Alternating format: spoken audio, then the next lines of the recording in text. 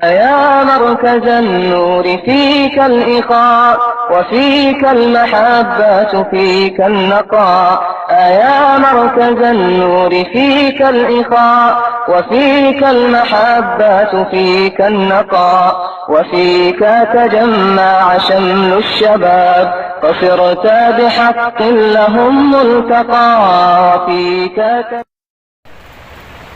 أعوذ بالله من الشيطان الرجيم بسم الله الرحمن الرحيم والسماء والطارق وما أدراك ما الطارق النجم الثاقب إن كل نفس لما عليها حافظ فلينظر الإنسان مما خلق من ماء دافق يخرج من بين الصلب والترائب إنه على رجعه لقادر يوم تبلى السرائر فما له من قوة ولا ناصر. میرے محترم دینی بھائیو، قرآن کریم کے 30ویں پارے کی یہ سورۃ الطارق ہے، جس میں اللہ تبارک و تعالیٰ نے آسمانوں کی اور ان کے روشن ستاروں کی قسم کھا کر بات فرمائی ہے کہ والسماء والطارق، اور قسم ہے آسمان کی اور اندھیرے میں روشنی ہونے والے کی.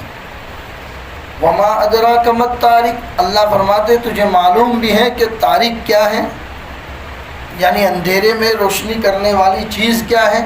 پھر اللہ ہی نے جواب دیا کہ النجم الثاقب، وہ تو ایک روشن ستارہ ہے.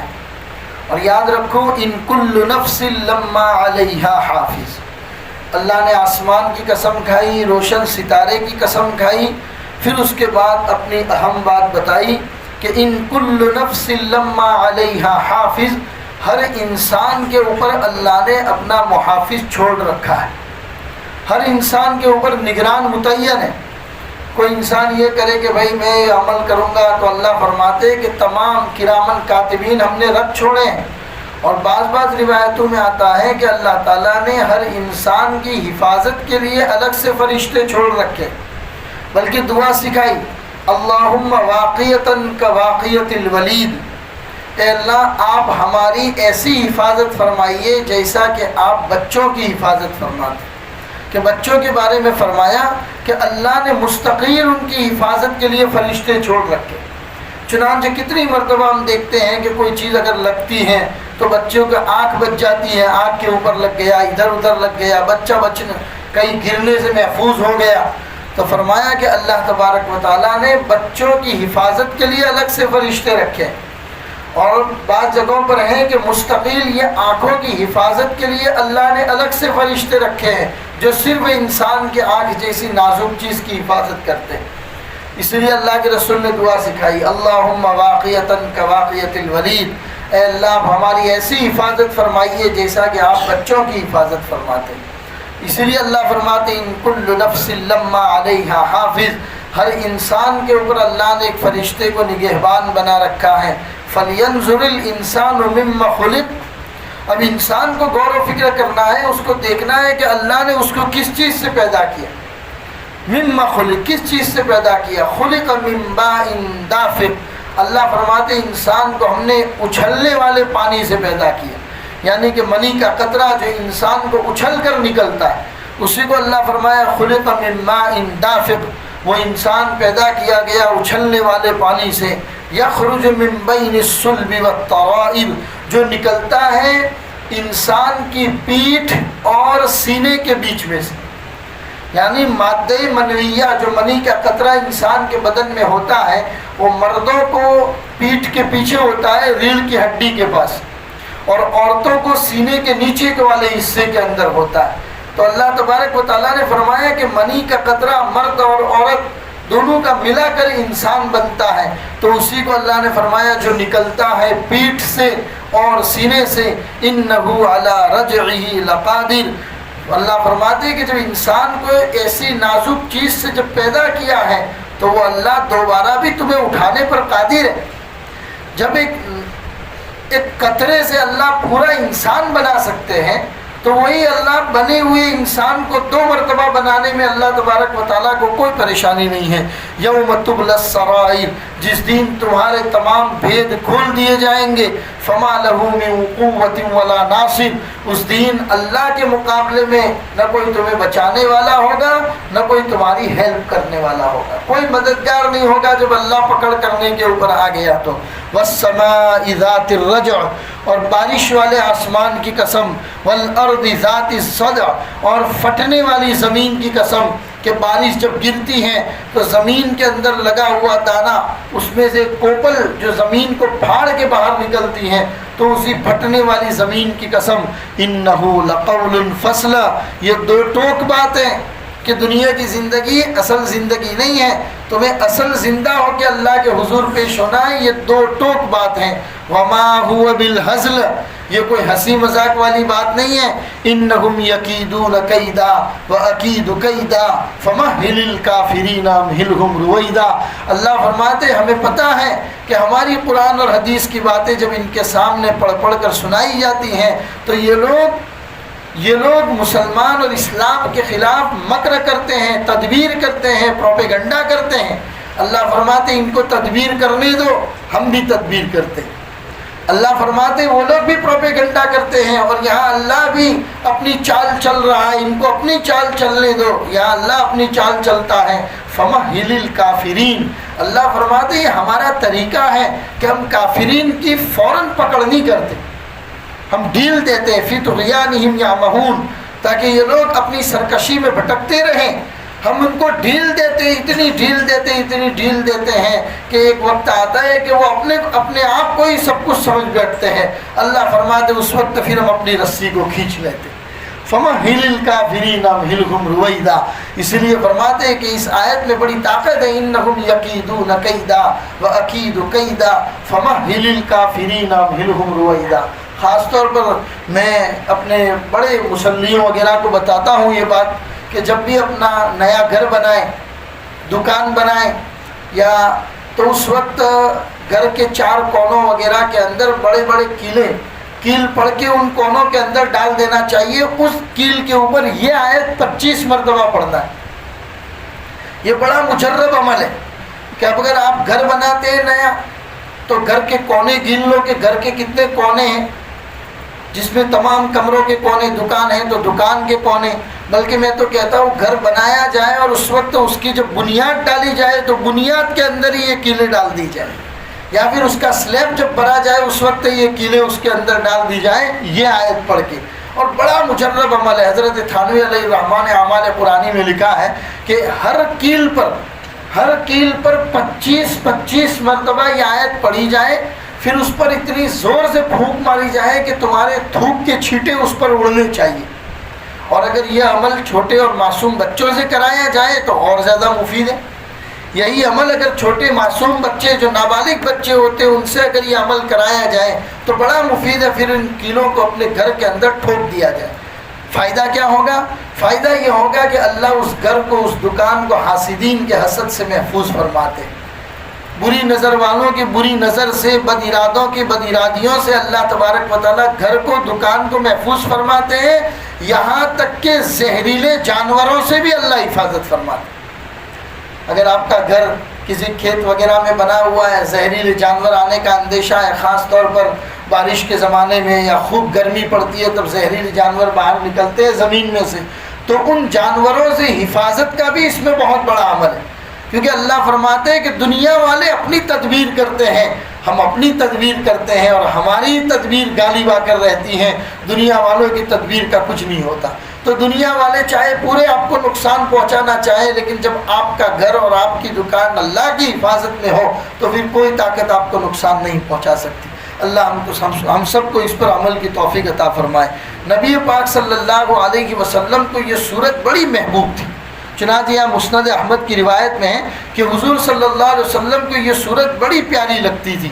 صحیحین کی حدیث میں ہے کہ حضرت معاذ رضی اللہ تعالیٰ عنہ نے ایک مرتبہ نماز میں سبح اسم ربک الاعلی اور والشمس وضحاہا اور واللیل اذا یغشا پڑھائی، یا کوئی لمبی صورت پڑھائی، تو اللہ کے رسول نے حضرت معاذ کو فرمایا کہ معاذ کیا ہے لوگوں کو فتنے میں مبتلا کرنا چاہتے ہو لمبی لمبی نماز پڑھا کے؟ کیا نماز میں پڑھنے کے لیے تم کو والسماء والطارق نہیں ملی تھی؟ اللہ کے رسول نے اس صورت کا حوالہ دیا کہ یہ صورتیں پڑھا کرو نماز کے اندر تاکہ تمہاری نماز لمبی نہ ہو۔ تو اللہ کے رسول صلی اللہ علیہ وسلم سبح اسم ربک الاعلیٰ اس کے بعد والی جو صورت آ رہی ہے، پھر اس کے بعد والی صورت جو آ رہی ہے ہل اتاک حدیث الغاشیہ، یہ صورتیں اللہ کے رسول دونوں عید کی نمازوں میں پڑھا کرتے تھے، اور اگر جمعہ کے دن عید ہوتی تو عید میں اور جمعہ میں دونوں میں اللہ کے رسول یہی دونوں صورتیں پڑھا کرتے تھے۔ حضرت عائشہ صدیقہ رضی اللہ تعالیٰ عنہ فرماتی ہیں کہ نبی پاک صلی اللہ علیہ وسلم وطر کی نماز میں اللہ کے رسول سبح اسم ربک الاعلیٰ، قل یا ایھا الکافرون اور قل ھو اللہ احد، یہ تین صورتیں اللہ کے رسول وطر کی نماز میں پڑھا کرتے تھے۔ تو اس کے بعد جو صورت آ رہی ہے سورہ اعلیٰ سبح اسم ربک الاعلیٰ، تو اس کی اب ہم تفصیل بیان کرنے جا رہے ہیں، اس کی بڑی فضیلتیں ہیں۔ چنانچہ اللہ کے رسول صلی اللہ علیہ وسلم فرماتے ہیں کہ جب یہ صورت اتری جس کی پہلی آیت یہ تھی سبح اسم ربک الاعلیٰ، تسبیح بیان کیجئے اپنے اس رب کے نام کی جو بہت اونچا ہے، اپنے رب کے نام کی تسبیح بیان کیجئے جو بہت اونچا ہے۔ اللہ کے رسول کو یہ آیت اتنی پسند آئی کہ صحابہ کو فرمایا کہ بھائی یہ تسبیح اپنے سجدوں میں ڈال دو۔ پھر اس کے بعد سے صحابہ نے سجدے میں سبحان ربی الاعلیٰ سبحان ربی الاعلیٰ کہنا شروع کیا، کیونکہ اس آیت میں تو اللہ نے یوں کہا کہ اپنے رب کے نام کی تسبیح بیان کرو، تو اللہ کے رسول نے فرمایا کہ بھئی سجدے میں تسبیح بیان کرو، سبحان ربی الاعلیٰ، میرا رب پاک ہے جو بلند و بالا ہے۔ رکوع کے اندر تسبیح سکھائی سبحان ربی العظیم، میرا رب پاک ہے جو بہت عظمتوں والا ہے، تو یہ تسبیح بیان کرنے کو سکھائی۔ اللہ تبارک و تعالیٰ فرماتے اپنے رب کے نام کی تسبیح بیان کیجئے۔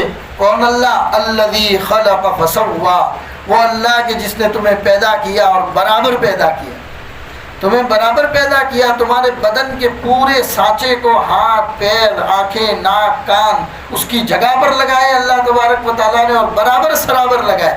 ایسا نہیں کہ ایک کان بڑا کر دیا ایک چھوٹا کر دیا، ہاتھ بڑا کر دیا ہاتھ دیا ہی نہیں، اللہ فرماتے ہم نے پورے جسم کو برابر بنایا۔ والذی قدر فہدی، پھر تمہاری تقدیر لکھی کہ تم دنیا میں جاؤ گے تو دنیا میں جا کے کتنا زندہ رہو گے، اچھے رہو گے برے بنو گے، اور کیا کرو گے، لوگوں کو فائدہ پہنچاؤ گے یا اپنی ذات سے لوگوں کو نقصان پہنچاؤ گے۔ اللہ فرماتے تمہاری تقدیر لکھی فہدا، پھر تم کو سیدھا راستہ بتایا کہ یہی صراط مستقیم ہے، اسی راستے پر چلو گے تو منزل مقصود تک پہنچ جاؤ گے۔ والذی اخرج المرعى، وہ اللہ کے جس نے تمہارے لیے گھاس اگائی، فجعلہ غثاء احوا، گھاس جب کھیت میں سے نکلتی ہے تو بالکل ہری بھری اور تر و تازہ ہوتی ہے۔ اللہ فرماتے ہم وہی اللہ ہیں جو اسی گھاس کو بعد میں سکھا بھی دیتے ہیں تو پیلی بنا دیتے ہیں، اور زیادہ اس کے اوپر بارش پڑ جاتی ہے تو اس کو کالا بھوسا بنا دیتے ہیں۔ اللہ فرماتے یہ ہم ہیں، الذی خلق فسوی الذی اخرج المرعى فجعلہ غثاء احوا سنقرئک فلا تنسى۔ اللہ جب قرآن اتار رہے تھے اپنے نبی محمد رسول اللہ پر تو اللہ کے رسول قرآن کو جلدی جلدی پڑھتے تھے کہ کہیں بھول نہ جاؤ، تو اللہ نے آیت اتاری کہ یا محمد سنقرئک، ہم تمہیں یہ قرآن پڑھائیں گے فلا تنسى، آپ بھولیں گے نہیں، آپ کو یہ قرآن یاد کرانے کی ذمہ داری ہماری ہے، آپ کچھ قرآن میں سے بھولیں گے نہیں، الا ماشاء اللہ، مگر جو اللہ بھلانا چاہے گا وہ اللہ خود بخود بھلوا دے گا۔ چنانچہ قرآن کریم کے اندر کتنی جگہوں پر نسخ ہوا ہے، قرآن کریم میں کتنی جگہوں پر نسخ ہوا ہے۔ نسخ کا مطلب یہ ہوتا ہے کچھ آیتیں اللہ نے کچھ احکام کے طور پر اتاری، پھر ایک زمانہ گزر گیا تو اس زمانے کے بعد اللہ نے ان آیتوں کو اٹھا لی۔ آج بھی قرآن میں کچھ آیتیں ایسی ہیں کہ آیتیں تو باقی ہیں لیکن اس کا حکم باقی نہیں۔ جیسے میں اس کو فار ایگزامپل آپ کو بتاؤں کہ پہلے اللہ تبارک و تعالیٰ نے وصیت کو فرض قرار دیا تھا، مرنے والے کے لیے وصیت کرنا فرض ہے، اگر بغیر وصیت کر کے مر گیا تو گویا کہ وہ دنیا میں اپنے ذمے میں فرض باقی چھوڑ کے گیا۔ اب وصیت فرض نہیں، اللہ تبارک و تعالیٰ کی طرف سے وصیت اب مشورہ ہے، اللہ کا مشورہ ہے کہ بھائی انسان کو موت کا ہمیشہ یاد کرنا چاہیے، اپنی ویل اپنی وصیت کو تیار رکھنا چاہیے کہ بھائی میری یہ پراپرٹی ہے، یہ ہے، وہ ہے، مجھے فلاں آدمی سے اتنا پیسہ لینا ہے، اتنا آدمی کو دینا ہے، کیونکہ موت کا کوئی ٹھکانہ نہیں۔ تمہارے مرنے کے بعد کوئی ضروری نہیں ہے کہ ہر آدمی تمہارے معاملے میں امانت دار ہو سکتا ہے کہ کچھ لوگ تمہاری پراپرٹی سے غلط فائدہ اٹھائیں، ہو سکتا ہے کہ کچھ لوگ تمہیں نقصان پہنچانے کی کوشش کریں۔ اس لیے اب وصیت اللہ کی طرف سے مشورہ ہے، ورنہ پہلے وصیت فرض تھی شروع اسلام کے اندر۔ اسی طریقے سے شروع اسلام میں جب نماز اتری تو نماز میں بات کرنا جائز تھا، چالو نماز میں لوگ بات بھی کرتے تھے، بعد میں اللہ تبارک و تعالیٰ نے نماز میں بات کرنے کو اٹھا دیا، فرمایا کہ اب نماز اللہ کی طرف متوجہ ہو کے پڑھنا ہے، اب تمہیں نماز میں کلام کرنے کی، دنیاوی باتیں کرنے کی اجازت نہیں ہے۔ تو اللہ تبارک و تعالیٰ اپنے نبی کو وہی فرما رہے ہیں کہ یا محمد قرآن ہم تمہیں یاد کرائیں گے، آپ بھولیں گے نہیں، ہاں جو بھلانا ہوگا وہ اللہ خود بخود بھلوا دے گا۔ انہ یعلم الجہر وما یخفی، اللہ تو پوشیدہ چیزوں کو بھی جانتا ہے اور ظاہر کی چیزوں کو بھی جانتا ہے۔ اللہ تبارک و تعالیٰ سب چیزیں جانتا ہے۔ وَنُيَسِّرُكَ لِلْيُسْرَىٰ، وہی اللہ آپ کے لیے آسانی پیدا کرے گا۔ آپ کا کام کیا ہے؟ فَذَكِّرْ إِن نَفَعَتِ الذِّكْرَىٰ، آپ کا کام ہے لوگوں کو نصیحت کرتے رہیے، ہو سکتا ہے کہ نصیحت کرنا فائدہ پہنچائے۔ قرآن کریم میں دوسری جگہ اللہ تبارک و تعالیٰ نے فرمایا فَذَكِّرْ فَتَنفَعُ الذِّكْرَىٰ، کہ نصیحت کرتے رہو، اس لیے کہ نصیحت ایمان والوں کو فائدہ پہنچاتی ہے۔ عربی میں کہاوت مشہور ہے اذا تکرر الکلام تقرر فی القلب، جب کوئی بھی بات بار بار کہی جاتی ہے تو ایک دن آتا ہے کہ وہ دل میں اثر کرتی ہے، ایک دن آتا ہے کہ وہ بات دل میں اثر کرتی ہے۔ اس لیے بات کو مکرر کیا کرو، نصیحت کی بات کیا کرو۔ اللہ اپنے نبی کو بتا رہے کہ لوگ سنیں نہ سنیں، لوگ آپ کی باتوں پر عمل کریں نہ کریں، آپ کا کام ہے لوگوں کو نصیحت کرتے رہو۔ ان نفعت الذکر، ضروری ہے کہ انشاءاللہ ایک دن آپ کی نصیحت کام کرے گی۔ سیذکر من یخشی، پھر ہمارا قاعدہ بھی یاد رکھو، اللہ کی بتائی ہوئی نصیحت سے وہی لوگ فائدہ حاصل کرتے ہیں جو اللہ سے ڈرتے ہیں۔ جن کے دل میں خوف خدا ہوتا ہے وہ نصیحت سے فائدہ حاصل کرتے ہیں۔ وَيَتَجَنَّبُهَا الْأَشْقَى، اور جو بدبخت قسم کے لوگ ہوتے ہیں وہ نصیحت کی باتوں سے دور رہتے ہیں۔ الَّذِي يَصْلَى النَّارَ الْكُبْرَىٰ، جن کو بہت بڑی آگ کے اندر گھسیٹ کر ڈالا جائے گا۔ ثُمَّ لَا يَمُوتُ فِيهَا وَلَا يَحْيَىٰ، اس آگ میں نہ وہ مر سکیں گے نہ جی سکیں گے، موت موت چلائیں گے۔ اللہ تبارک و تعالیٰ موت کو بھی بلا کر کہیں گے کہ آج تجھے بھی موت آ گئی، موت کو بھی موت آ جائے گی، یعنی دنیا میں موت کا بھی وجود نہیں ہوگا۔ اللہ فرماتے جب جہنمیوں کو جہنم میں ڈال دیا جائے گا تب موت کو بھی موت آ جائے گی، اب یہ لوگ نہ جی سکیں گے نہ مر سکیں گے۔ اسی کو اللہ نے فرمایا ثم لا يموت فيها ولا يحيى، نہ اس میں وہ مریں گے نہ جئیں گے۔ قد افلح من تزکا، تحقیق کے کامیاب ہو گیا وہ آدمی جس نے اپنے نفس کی صفائی کی، جس نے اپنی دل کی صفائی کی، وہ آدمی کامیاب ہو گیا۔ وذکر اسم ربی، اور اپنے رب کا نام لیا، فصلی، اور پھر اس نے نماز بھی پڑھی۔ یہاں پر اس روایت کے اندر حضرت ابو الاعلیٰ رضی اللہ تعالیٰ عنہ فرماتے ہیں کہ ایک مرتبہ ابو خلدہ سے فرمایا کہ کل جب تم عیدگاہ جاؤ تو مجھ سے مل کر جانا، جب تم کل عیدگاہ جاؤ تو مجھ سے مل کر جانا، یعنی عید کی نماز کے بارے میں کہ اس آیت میں اللہ نے کون سے احکام اتارے، قد افلح من تزکا۔ تو بعض مفسرین فرماتے کہ اس میں صدقہ فطر کے احکام، صدقہ فطر جو ہم عید سے پہلے نکالتے ہیں اس کے احکام اللہ تبارک و تعالیٰ نے فرمائے۔ اور دلیل کے طور پر وہ کہتے ہیں کہ ابن عباس فرماتے ہیں کہ ایک مرتبہ ابو العالیہ نے کہا کہ کل تم جب عید کی نماز پڑھنے کے لیے جاؤ تو مجھ سے مل کر جانا۔ جب میں ان کے پاس گیا تو مجھ سے کہا کہ تم نے کچھ کھایا؟ تو میں نے کہا کہ ہاں کھا لیا۔ انہوں نے فرمایا کہ نہا چکے، غسل کر لیا؟ تو میں نے کہا کہ جی بالکل میں نے غسل کر لیا۔ پھر تیسرا حکم یہ تھا کہ کیا تم نے زکوٰۃ یعنی کہ صدقہ فطر کو ادا کیا؟ میں نے کہا کہ جی ہاں میں نے ادا کیا۔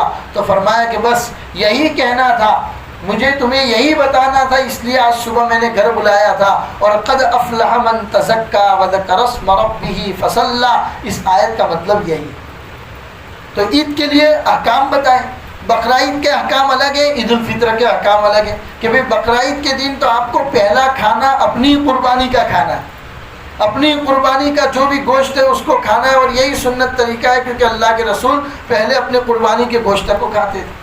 اور عید الفطر کے موقع پر فرمایا کہ گھر سے نکلو تو میٹھی چیز کوئی بھی، جیسے کہ شیر قربا وغیرہ بناتے ہیں تو میٹھی چیز کھا کر نکلو.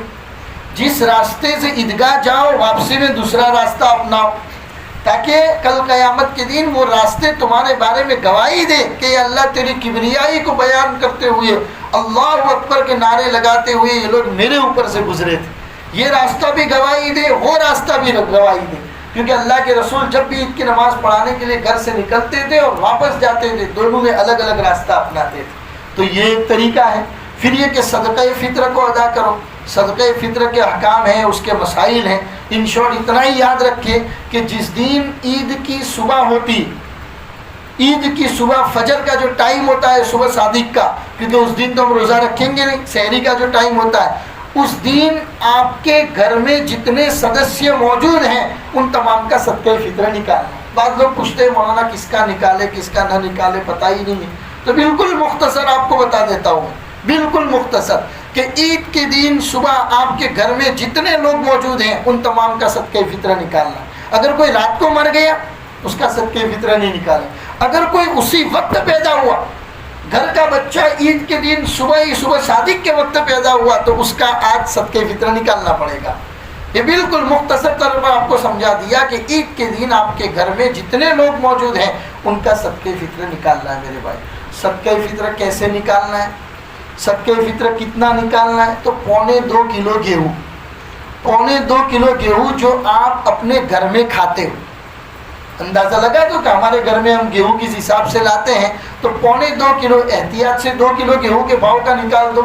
لیکن میرے بھائیوں، ایک بہت امپورٹنٹ بات آج بتانا چاہتا ہوں، وہ یہ ہے کہ گیہوں تو مڈل کلاس کے لوگوں کے لیے. اللہ نے اگر آپ کو مالدار بنایا ہے، آپ گیہوں سے اوپر کی کیٹیگری افورڈ کر پاتے ہیں، تو آپ کو جو سے نکالنا چاہیے، آپ کو اس سے بھی اوپر کھجور سے نکالنا چاہیے، آپ کو اس سے بھی اوپر کشمش سے نکالنا چاہیے. اللہ نے اگر آپ کو دیا ہے، چلو اگر آپ کے پاس زیادہ نہیں ہے تو آپ 70 روپیہ 60-70 روپیہ دے کے گیہوں سے اپنا صدقہ فطر ادا کر دیا. لیکن اللہ نے مجھے اس قابل بنایا ہے کہ میں کشمش سے ادا کر سکتا ہوں، تو کشمش 3.5 کلو، کھجور 3.5 کلو، جو 3.5 کلو، تو 3.5 کلو کے حساب سے پھر آپ کو نکالنا پڑے گا کشمش میں، کھجور میں اور جو کے اندر. پھر بھاؤ آپ بازار سے معلوم کر لو کہ 3.5 کلو کشمش کا بھاؤ کیا ہے، 3.5 کلو کھجور کا بھاؤ کیا ہے، یا 3.5 کلو جو کا بھاؤ کیا ہے. اس حساب سے معلوم کرو. تو یہ بات خود بھی جانے، دوسروں کو بھی بتائے کہ بھئی خالی گیہوں سے نکالنا ضروری نہیں ہے. اگر اللہ نے مجھے اتنا پیسہ دیا ہے کہ میں کھجور سے اپنا صدقہ فطر ادا کر سکتا ہوں. کبھی کبھی اتنا ہوتا ہے کہ چلو پورے فیملی کا تو نہیں ادا کر پاتا، لیکن میرا تو ادا کروں. میں اپنا تو کھجور سے ادا کروں، بقیہ بچوں وغیرہ کا گیہوں سے ادا کر دوں گا، بچوں وغیرہ کا جو سے ادا کر دوں گا. میرا کم از کم صدقہ فطر میں کس سے ادا کروں؟ کھجور سے ادا کروں، کشمش سے ادا کروں. تاکہ صدقہ فطر نکالا کیوں جاتا ہے؟ اس لیے نکالا جاتا ہے تاکہ غریب اور مسکین کا فائدہ ہو. تو آپ اتنا صدقہ فطر کثرت کے ساتھ اور زیادہ تعداد میں، زیادہ رقم کے اندر نکالو تاکہ غریب کا مزید سے مزید فائدہ ہو. اس آیت کے اندر اللہ تبارک و تعالیٰ نے یہی باتیں فرمائی ہیں. وَذَكَرَ اسْمَ رَبِّهِ فَصَلَّى بَلْ تُؤْثِرُونَ الْحَيَاةَ الدُّنْيَا. اے انسانوں، تمہیں کیا ہو گیا ہے کہ تم دنیاوی زندگی کو ترجیح دیتے ہو؟ ارے یہ زندگی تو اصل ہے ہی نہیں، اصل زندگی تو آخرت کی ہے. پھر اسی زندگی کو تم ترجیح دیتے ہو. بل تؤثرون الحیات الدنیا. یاد رکھو، والآخرۃ خیر وابقا. آخرت بھلی بھی ہے اور ہمیشہ ہمیشہ باقی رہنے والی. یہ دنیا تو ختم ہو جائے گی، لیکن آخرت بھلی بھی ہے، خیر وابقا، اور ہمیشہ باقی رہنے والے بھی ہیں. ان ھذا لفی الصحف الاولی. یہی باتیں خالی قرآن میں نہیں ہیں، یہ باتیں اللہ فرماتے ہیں صحف اولی، یعنی توریت میں بھی یہی باتیں تھیں، انجیل میں بھی یہی باتیں تھیں. اللہ نے حضرت ابراہیم پر 10 صحیفے اتارے تھے، ان میں بھی یہی باتیں تھیں. ان ھذا لفی الصحف الاولی صحف ابراہیم و موسیٰ. ابراہیم اور موسیٰ کے صحیفے میں بھی اللہ نے یہ باتیں اتاری تھیں. ایک صحابی حضرت ابو الدرداء رضی اللہ تعالیٰ عنہ بیان کرتے ہیں کہ میں نے ایک مرتبہ نبی پاک صلی اللہ علیہ وسلم سے پوچھا کہ یا رسول اللہ، حضرت موسیٰ اور حضرت ابراہیم کے صحیفے میں اللہ نے کیا باتیں لکھی تھی؟ تو نبی پاک صلی اللہ علیہ وسلم نے فرمایا کہ اللہ تبارک و تعالیٰ نے کچھ عبارتیں اس میں اتاری تھی، جس کا ترجمہ یہ ہے کہ مجھے اس آدمی پر تعجب ہے جو موت کا یقین رکھتا ہے پھر بھی وہ کسی طرح خوش ہوتا ہے. جس آدمی کے سامنے موت ہو وہ دنیا کی زندگی میں خوش کیسے رہ سکتا ہے؟ اور جو موت کا یقین رکھتا ہے پھر بھی ہنستا رہتا ہے. اور مجھے تعجب ہے اس آدمی پر جو دنیا کو دیکھتا ہے کہ وہ اپنے رہنے والوں کو الٹی رہتی ہیں پھر بھی وہ اس کے ساتھ مطمئن رہتا ہے. اور اس شخص کے لیے تعجب ہے جو تقدیر پر یقین رکھتا ہے پھر بھی دنیا کے پیچھے بھاگتا رہتا ہے. اس شخص کے لیے تعجب ہے جو اللہ کے حساب پر یقین رکھتا ہے پھر بھی عمل نہیں کرتا. میں نے کہا یا رسول اللہ آپ پر بھی کوئی چیز ابراہیم اور موسیٰ کے صحیفوں میں سے اللہ نے آپ پر بھی کچھ اتاری ہے؟ تو نبی پاک صلی اللہ علیہ وسلم نے فرمایا اے ابو ذر ہاں وہ یہ آیت ہیں قد افلح من تزکا وذکر اسم ربہ فصلی بل تؤثرون الحیات الدنیا. یہ تو وہی ہے جو اللہ تبارک و تعالیٰ نے حضرت موسیٰ اور حضرت ابراہیم پر اتاری تھی اور اسی کو اللہ نے یہاں پر بیان کیا ہے. میرے بھائیو اس کے بعد جو تیسری صورت ہے جس کا نام ہے سورہ غاشیہ، هل اتاک حدیث الغاشیہ.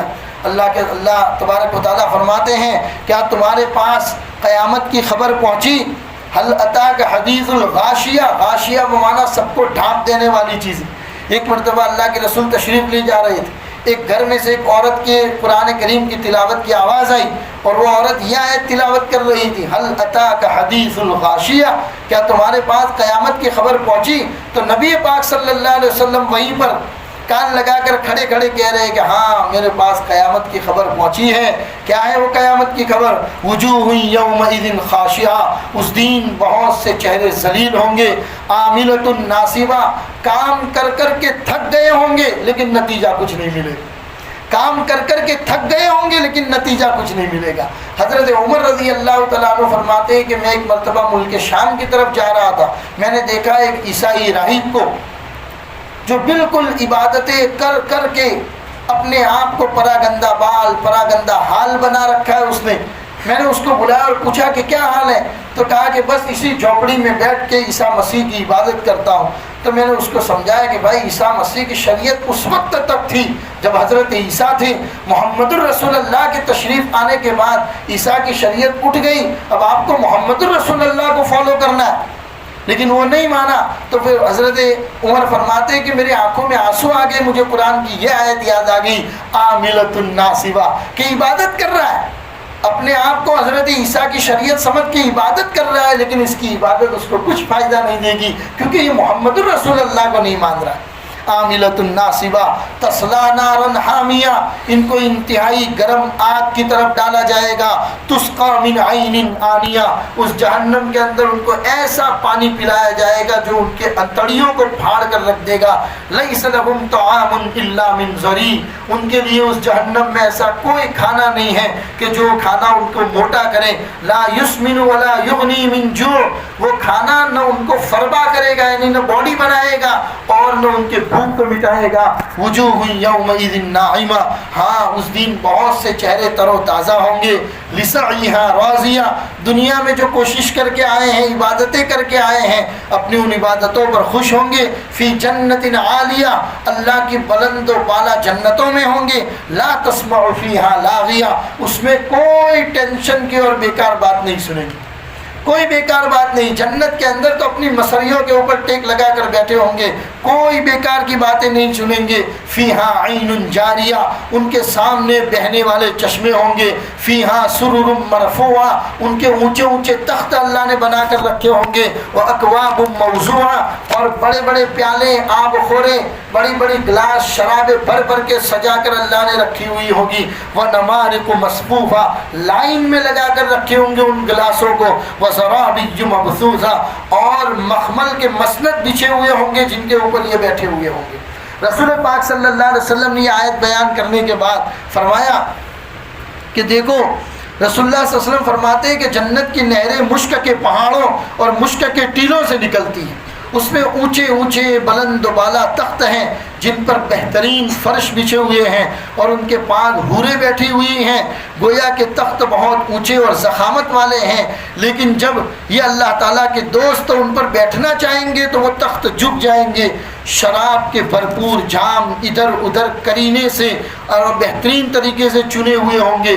جو چاہے جس قسم کا چاہے جس مقدار میں چاہے جس مقدار میں چاہے وہ اس کو اٹھا سکتا ہے، لے لے اور پی لے، اور تکیے ہوں گے ایک قطار میں لگے ہوئے، اور ادھر ادھر بہترین بستریں اور فرش باقاعدہ بچھے ہوئے ہوں گے۔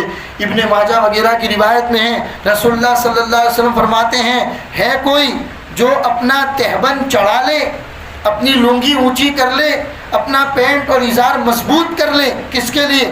کہتے ہیں نا کوئی کام آدمی جب کرنے کا پکا ارادہ کرتا ہے تو اپنا پینٹ مضبوط کر لیتا ہے، تو اسی کو مثال کے طور پر اللہ کے رسول فرماتے ہیں، ہے کوئی جو اپنا تہبند چڑھا لے جنت کی تیاری کے لیے، اس جنت کی جس کی لمبائی چوڑائی بے حساب ہے، رب کعبہ کی قسم وہ ایک چمکتا ہوا نور ہے، وہ ایک لہلہاتا ہوا سبزہ ہے، وہ بلند و بالا محلات ہیں، وہ بہتی ہوئی نہریں ہیں، وہ بکثرت ریشمی محلے ہیں، وہ پکے پکائے تیار عمدہ پھل ہیں، وہ ہمیشہ رہنے والی جگہ ہے، وہ سراسر میوہ جات سبزہ راحت اور نعمتیں ہیں، وہ تر و تازہ اور بلند و بالا جگہ ہے۔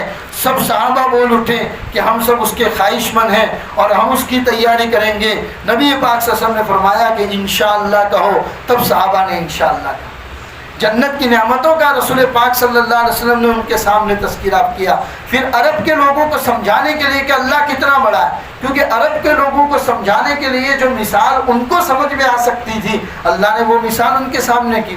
کیونکہ عرب لوگ جب بھی سفر کرتے تھے تو اونٹ ان کا بہترین جانور ہوا کرتا تھا، اور اسی اونٹ کے اوپر بیٹھ کر کھلے آسمان کے نیچے اور زمین کے اوپر اور پہاڑوں وادیوں کا نظارہ کرتے ہوئے یہ لوگ سفر کرتے تھے۔ تو اللہ نے انہی 4 مثالوں کو سمجھایا۔ افلا ينظرون الى الابل كيف خلقت، کیا تم لوگ نہیں دیکھتے ہو اونٹ کی طرف کہ اونٹ کیسا بنایا اللہ، کیسا جانور ہے، یہ لمبا چوڑا جانور، ہر جانور کے بدن میں مڑنے کا ٹرننگ جو پوائنٹ ہے وہ اللہ تبارک و تعالیٰ نے گھٹن ایک رکھا ہے، لیکن اللہ نے اونٹ میں 2 گھٹن رکھی کیونکہ اونچا ہے تاکہ بیٹھنے میں اس کے لیے سہولت۔ پھر یہ کہ اونٹ ایسا جانور ہے کہ جس کے بال اور کھال سے بھی تم فائدہ اٹھاتے ہو، اس کا گوشت بھی تم کھاتے ہو، اس کا دودھ بھی تم پیتے ہو، اور اس کے اوپر سفر بھی کرتے ہو۔ دوسرے جانوروں کی طرح بھوک کے پیچھے کھانے کے پیچھے بھاگنے والا نہیں ہے، اور اس کو کھلا چھوڑ دو تو اپنے کھانے کا انتظام خود کر لیتا ہے۔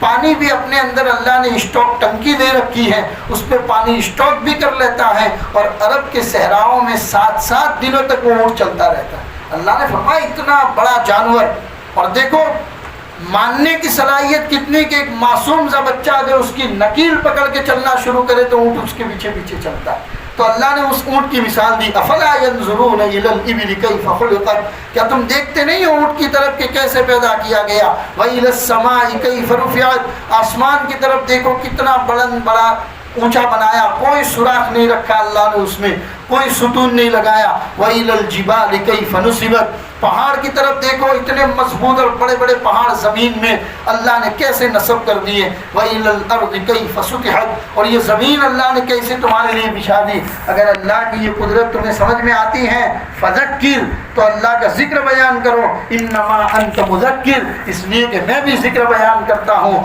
لست علیہم بمسیطر، تمہارے اوپر کوئی زبردستی نہیں، تمہارے اوپر کوئی زبردستی نہیں۔ اللہ کی قدرت سمجھ میں آتی ہے تو اللہ کے ذکر کو مانو، اللہ کی عبادت کو کرو، اور اگر نہیں مانتے تو تم اپنا انجام خود بھگت لو گے۔ الا من تولا وکفر، کوئی زبردستی نہیں ہے، چاہے وہ آدمی روگردانی کرے کہ کفر کرے، فیعذبہ اللہ العذاب الاکبر، ایسے لوگوں کو اللہ سخت عذاب دے گا۔